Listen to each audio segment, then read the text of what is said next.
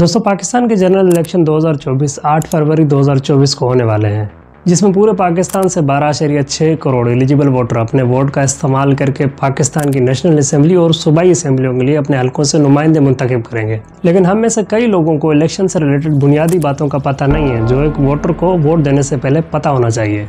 तो आज के इस वीडियो में हम उन बुनियादी बातों को डिस्कस करेंगे, जैसे किस तरह आपके एक वोट के जरिए एक पॉलिटिकल पार्टी पावर में आकर गवर्नमेंट बनाती है।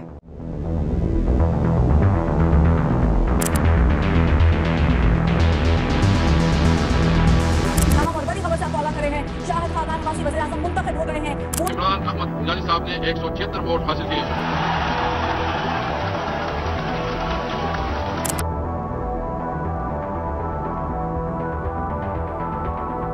Mian Mohammad Nawaz Sharif साहब is declared to have been elected as the Prime Minister of the Islamic Republic of Pakistan.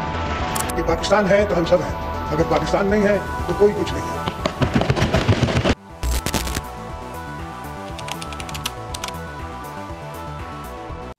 Election process को जानने से पहले हमें पाकिस्तान के गवर्नमेंट स्ट्रक्चर को समझना पड़ेगा। पाकिस्तान के कॉन्स्टिट्यूशन के मुताबिक पाकिस्तान का government structure federal government system पर बेस करता है। इस सिस्टम के अकॉर्डिंग पाकिस्तान में दो टाइप की गवर्नमेंट होती है, सेंट्रल गवर्नमेंट यानी वफाकी हुकूमत और प्रोविंशियल गवर्नमेंट यानी सूबाई हुकूमत।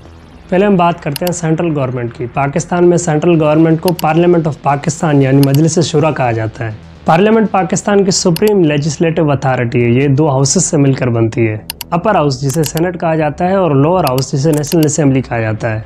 इन दोनों हाउसेस के जरिए पूरे मुल्क के कानून बनते हैं, जो इन हाउसेस से पास होने के बाद पूरे मुल्क में इम्प्लीमेंट कर दिए जाते हैं। करंट लॉज के अकॉर्डिंग सेनेट के 100 मेंबर हैं, जिन्हें सेनेटर कहा जाता है, और नेशनल असेंबली के 336 मेंबर हैं, जिसे MNA कहा जाता है।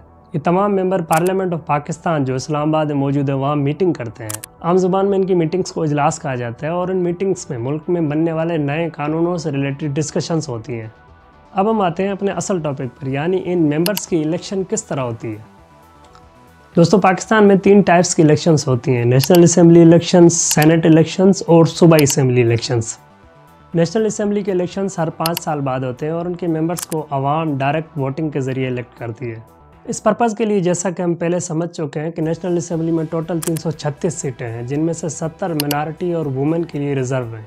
रिजर्व सीटों को टोटल सीटों से माइनस करने के बाद बचती हैं 266 सीटें, और इन 266 सीटों के लिए जनरल इलेक्शंस कराए जाते हैं। इन सीटों को पॉपुलेशन की बेस पर पाकिस्तान के 4 सूबों में डिवाइड करके एलोकेट किया जाता है।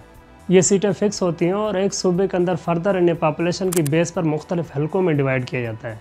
फॉर एग्जांपल, जनरल इलेक्शन 2024 में इस्लामाबाद के लिए 3 सीटें एलोकेट की गई हैं, तो पंजाब के लिए 173 सीटें एलोकेट की गई हैं, क्योंकि पंजाब की पॉपुलेशन पाकिस्तान के बकाया सूबों के मुकाबले में ज़्यादा है। इन सीटों के अकॉर्डिंग हर एक हलके से मुख्तलिफ कैंडिडेट खड़े होते हैं, जो एक पार्टी को रिप्रेजेंट कर रहे होते हैं या आज़ाद उम्मीदवार के तौर पर इलेक्शन में हिस्सा ले रहे होते हैं। वोटिंग के बाद नेशनल असेंबली में जो भी पार्टी सिंपल मेजॉरिटी यानी 50% से ज़्यादा सीटें जीत लेगी, उसकी गवर्नमेंट बन जाएगी। यानी इस दफ़ा जनरल इलेक्शन 2024 के बाद किसी भी पार्टी को पाकिस्तान के अंदर गवर्नमेंट बनाने के लिए 336 सीटों में से 169 सीटें जीतना होंगी।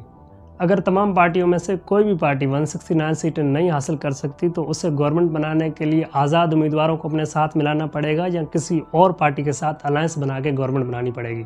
जैसे 2018 की जनरल इलेक्शंस में PTI ने नेशनल असेंबली की 342 सीटों में से 149 सीटें जीती, लेकिन PTI को गवर्नमेंट बनाने के लिए 172 सीट चाहिए थी, जिसके लिए उन्होंने 5 मुख्तलिफ पार्टियों के साथ अलायंस करके अपनी गवर्नमेंट बनाई। नेशनल असेंबली में सिंपल मेजॉरिटी हासिल करने के बाद विनिंग पार्टी के MNAs वोटिंग करके किसी एक मेंबर को पाकिस्तान का वज़ीर आज़म इलेक्ट करते हैं। अब बात करते हैं अपर हाउस यानी सेनेट की। सेनेट के अंदर 100 सेनेटर होते हैं, जिनमें से 92 पाकिस्तान के 4 सूबों को रिप्रेजेंट कर रहे होते हैं। सेनेट के अंदर 4 सूबों की इक्वल रिप्रेजेंटेशन होती है, यानी हर सूबे के 23 सेनेटर। बकाया 8 सेनेटर में से 4 इस्लामाबाद और 4 फाटा को रिप्रेजेंट कर रहे होते हैं। हर सेनेटर सेनेट के अंदर 6 साल के लिए होता है, और उनमें से 50% सेनेटर की इलेक्शन हर 3 साल बाद होती रहती है। दोस्तों, सेनेट का इलेक्शन प्रोसेस जनरल इलेक्शन से मुख्तलिफ होता है। इसके लिए हम इस प्रोसेस को किसी और वीडियो में डिस्कस करेंगे। अभी हम डिस्कस करते हैं सूबे के इलेक्शन प्रोसेस को। नेशनल असेंबली की तरह सूबाई असेंबलियों के मेंबर्स, जिन्हें MPA कहा जाता है, उन्हें सूबे की आवाम डायरेक्ट वोटिंग के जरिए इलेक्ट करती है। पाकिस्तान की 4 सूबाई असेंबलियों के इलेक्शंस भी हर 5 साल बाद जनरल इलेक्शंस के साथ एक ही दिन होते हैं। सूबाई असेंबली में भी जो पार्टी इलेक्शंस के बाद 50% सीटें यानी सिंपल मेजॉरिटी हासिल कर लेती है, उसकी गवर्नमेंट बन जाती है। जैसे सिंध असेंबली में टोटल 168 सीटें हैं, तो सूबे सिंध के अंदर अपनी गवर्नमेंट बनाने के लिए किसी भी पार्टी को 85 सीटें हासिल करना होंगी। जैसे 2018 की जनरल इलेक्शंस में पाकिस्तान पीपल्स पार्टी सिंध के अंदर 98 सीटें हासिल करके सिंपल मेजॉरिटी हासिल कर लेती है और अपनी गवर्नमेंट बना लेती है। सूबाई असेंबली में भी अगर कोई पार्टी सिंपल मेजॉरिटी ना हासिल कर पाए तो उसे अपनी गवर्नमेंट बनाने के लिए दूसरी पार्टियों के साथ अलायंस बनाना पड़ता है।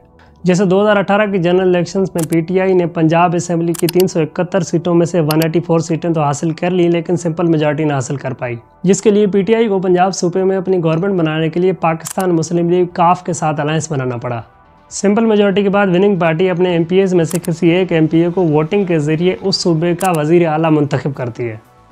दोस्तों, ये थी पाकिस्तान के इलेक्शन प्रोसेस की कहानी। मुझे उम्मीद है आपने इस वीडियो में से कुछ न कुछ सीखा होगा। फिर किसी नए वीडियो में मुलाकात होगी, तब तक के लिए खुदा हाफिज़।